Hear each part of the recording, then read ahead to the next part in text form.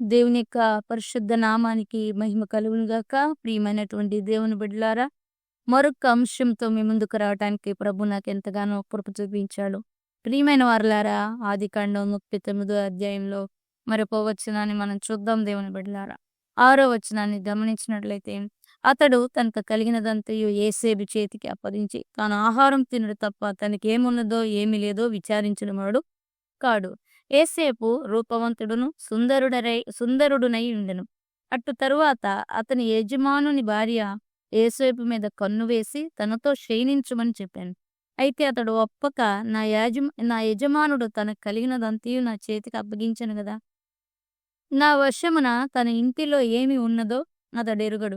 ఈ ఇంటిలో నాకంటే పైవాడు ఎవడునూ లేడు. నీవు అతని భార్యవైనందున నిన్ను తప్ప మరి దేనిని నాకు అప్పగింపక ఉండలేదు. కాబట్టి నేనెట్లు ఇంత ఘోరమైన దుష్కార్యం చేసి దేవునికి విరోధముగా పాపం కొందునని తన యజమానుని భార్యతో అనెను.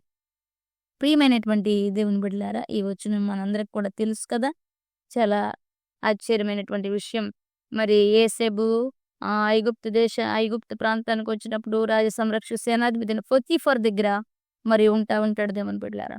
మరి పొతీఫర్ యోసేపును చూసినప్పుడు సమస్తాన్ని అప్పగిస్తాడు. అయితే యోసేపు అందాన్ని చూసి తన యొక్క భార్య యోసేపును ఎంతగానో ఇబ్బంది పెట్టినట్టుగా కూడా మనం చూస్తూ ఉంటాం దేవుని బిడ్డలారా.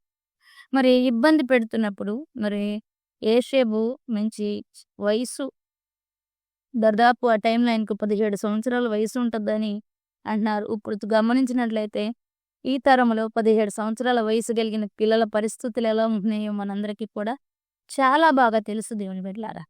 అయితే యోసేపు మరి ఎంత దైవ జ్ఞానం కలిగిన వాడంటే, దేవుని కృప పొందినవాడంటే, ఆశీర్వదించబడిన జనాంగంలో నుండి వచ్చిన వాడంటే, మరి ఆ యొక్క లోకము, పొతీఫరు భార్య అనేటువంటి లోకము తనని ఎంతో ఆకర్షిస్తూ, శోధిస్తూ, ఇబ్బంది పెడుతున్నప్పటికీ కూడా ఆయన అంటాడు, నేనెట్లు ఇంత ఘోరమైనటువంటి దుష్కార్యం చేసి దేవునికి విరోధముగా పాపము కట్టుకుందనంటాడు. ఈరోజు యవనస్తులు ఎవరైనా గాని ఈ మాట చెప్పడానికి ధైర్యం ఉందా అని ఆలోచన చేస్తే చాలా తక్కువ మంది ఉన్నారు దేవుని బిడ్డలారా.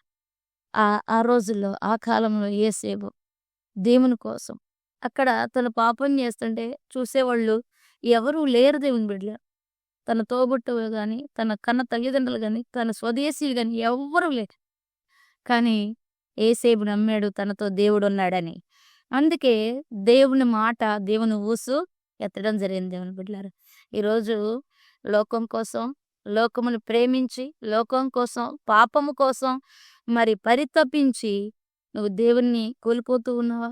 దేవుడు అడుగుతా ఉన్నాడు. యోసేపైతే మనుషుల్ని కాదనుకుని దేవుడు కావాలనుకున్నాడు ప్రియుల. లోకమొద్దు, నాకు దేవుడు కావాలని దేవుణ్ణి ప్రేమించాడు. యవ్వన కాలంలో పుట్టిన కుమారులు బలవంతుని చేతిలో బాణములుగా ఉంటారన్నది. కీర్తన 127:4లో ఉంటుంది ఈ మాట. చూసావా? మరి యవ్వన కాలంలో ఉన్నాడు, కానీ ఎవరి చేతిలో యోసేపు బలవంతుడుగా ఉన్నాడంటే దేవుని చేతిలో బలముగా ఉన్నాడు. అందుకే పాపము, లోకము తనను ఆకర్షించిన, శోధించిన కూడా ఏమాత్రం కూడా పాపానికి, లోకానికి చోటివ్వకుండా దేవుని కోసం బలంగా బ్రతికాడు దేవుని బిడ్డలారా. అలాగే యోబును కూడా జ్ఞాపకం చేసుకుంటే, యోబు కూడా యథార్థవంతుడై ఉంటాడు. యోబు 1:1. అలాగే 2వ వచనంలోకి వచ్చేసరికి యోబు గ్రంథంలో మరి యోబు యొక్క భార్య అంటది, నీ యథార్థతను వదిలి 2:9 అంటది, నీ యథార్థతను వదిలి దేవుని దూషించమంటది. అప్పుడు కూడా భార్యను వదులుకున్నాడు గాని దేవుణ్ణి వదులుకోనటువంటి వ్యక్తిగా యోబు ఉన్నట్లుగా కనబడుతుంది. యోసేపు లోకాన్ని వదులుకుని దేవుడు కావాలని దేవుని అభిషేకాన్ని పొందుకుని దేవుని కృపను పొందుకున్నాడు. యోబు కూడా భార్య మాటలు పట్టించుకోకుండా పెడచెవిన పెట్టాడు. దేవుణ్ణి హత్తుకున్నాడు. కనుక వీరు రెండింతల ఆశీర్వాదం, మేలులు పొందారు దేవుని బిడ్డలారా. మరి ఐగుప్తును, కనానును పోషించగలిగినటువంటి సామర్థ్యం, బలము, శక్తిని దేవుడు యోసేపుకి పెట్టాడు దేవుని బిడ్డలారా. ఎందుకో తెలుసా? దేవుడు తనతో ఉంటున్నాడని, దేవుడు తనని ఎరిగి ఉన్నాడని, దుష్కార్యం చేసి తనను తాను కోల్పోకూడదని, పాపం కట్టుకోకూడదని ఆ యొక్క యోసేపు తీసుకున్న నిర్ణయం. యథార్థతను వదలకుండా ఉండాలని యోబు తీసుకున్న నిర్ణయం. అయితే మనుషుల్ని ప్రేమించి యథార్థతను వదులుకున్న వాళ్ళు గూడా ఉన్నారు మనకి తెలిసిన వాళ్ళు. ఎవరో తెలుసా? మరి సంసోన్ చూసినట్లయితే దెలీలా కోసం దేవుని ఆత్మను పోగొట్టుకుంటాడు దేవుని బిడ్డ. మనుషుల్ని ప్రేమించి, మనుషుల కోసం, మరి ఉద్యోగాల కోసం, వ్యాపారాల కోసం దేవుణ్ణి వదులుకునేవారు కూడా లేకపోలేదు. సంసోనుకి తన మీదున్న ఆత్మ కంటే దెలీలా ఎక్కువైపోయింది దేవుని బిడ్డ. అంటే లోకం దెలీలా అంటే. దెలీలా ఎక్కువైపోయి, ఆ లోకాన్ని ప్రేమించి తనకున్న బలమును, శక్తిని పోగొట్టుకున్నట్టు మరి న్యాయాధిపతుల గ్రంథం 16:18లో మనం చూడగలుగుతాం దేవుడే. అందుకే భక్తుడంటాడు, భక్తి నేర్చుకున్న నీవు లోకమును కాక దేవుణ్ణి ప్రేమించాలి. దేవుని అభిషేకం మనుషుల కోసం పోగొట్టుకోకూడదు. ఎగ్జాంపుల్ సంసోన్, దెలీలా. సంసోన్ ఏం చేశాడు? దెలీలా కోసం దేవుని యొక్క ఆత్మ తనను ఎడబాసిందన్న సంగతిని మర్చిపోయాడు. మరి సంసోన్ అభిషేకం పొంది దేవుని చేతిలో బలవంతుడే. కానీ లోకంలోకి వెళ్ళటాన్ని బట్టి బలహీనపరచబడిన వాడుగా మనం చూస్తా ఉన్నాం దేవుని బిడ్డలారా. కాబట్టి లోకమును ప్రేమించేవాడు దేవుణ్ణి ప్రేమించలేడు. దేవుణ్ణి ప్రేమించిన వాడు లోకాన్ని ప్రేమించలేడు.